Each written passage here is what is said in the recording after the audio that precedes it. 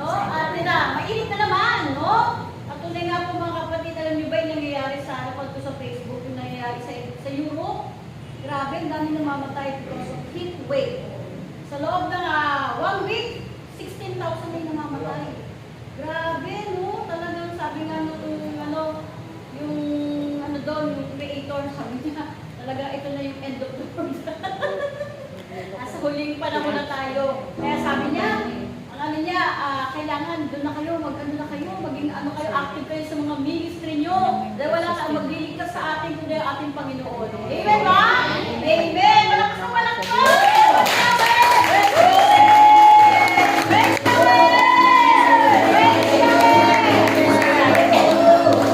Siguro talaga pinaulan lang ni Ama ng 3 weeks. Para yung ating stock ng tubig, mag-stock sa dam. Amen? Kasi noon, talagang bumababa na yung level ng dam natin no? Kaya siguro parang pinag-reserve lang tayo ni Ama ng maraming tubig sa dam.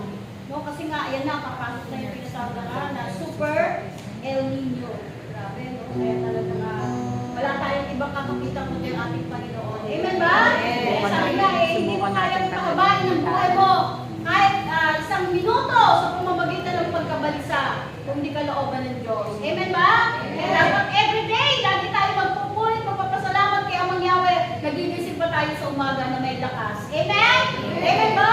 Amen. Marami ba kayong kalakasan? Amen. Puno pa kayo ng kagalakan? Amen. Nagagalak pa kayo sa ating Panginoon?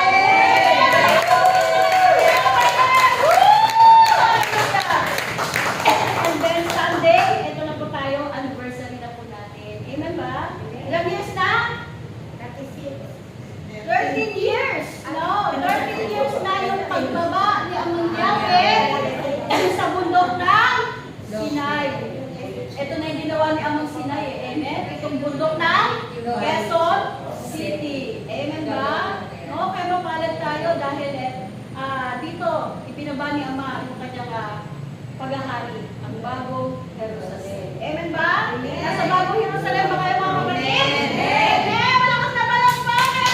Kaya no? Parang yan. No ba? Okay, so, yun na nga po mga kapatid, seminar na naman natin, sa Sunday, magdala po tayo ng candidate. Sa po yung tagubili ni Amang Yahweh. No? Nalalo daw tayong pagpapalain kapag meron tayong mga candidates. May candidates na ba tayo mga kapatid? Sino may candidates na? Ayan, no? So, bigyan nyo na po agad ng form para pagdating doon,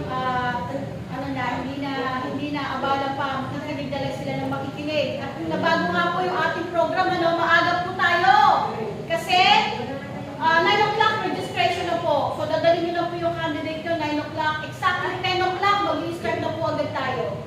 No? 10 o'clock ng umaga. Kasi bakit may part 2? After the seminar, meron po tayong mga presentation, syempre, may konting mga surprise number. Hindi ko alam ano yun. No? At yun na nga po, yung ating susuotin ay mga nakadunod tayo. Sabi ni Ama, mag-aara daw yung damit natin. No? Kasi si Ama, maganda yung kanyang kasuotan. Bongga, kailangan bongga din.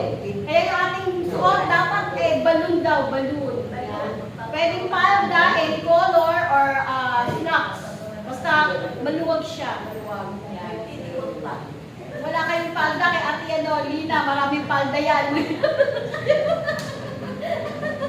So, okay, so talaga nga excited na tayo sa Sunday kasi talagang punong-puno ng kagalakan. Pumunta tayo doon ng punong-puno ng kagalakan.